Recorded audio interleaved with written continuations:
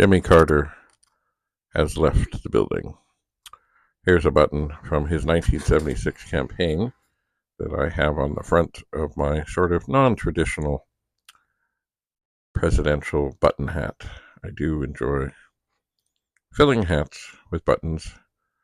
I don't think a lot of people do. I don't know why. I mean, I know they're supposed to protect the head, but, where else would you put buttons? Anyway, another thing about having buttons on a hat is if it gets kind of windy, it's less likely to blow off your head. Anyway, so here's the button. The grin will win. Jimmy in 76, Carter for president. And his trademark smile adorning a peanut, because he was a peanut farmer. He was. Anyway,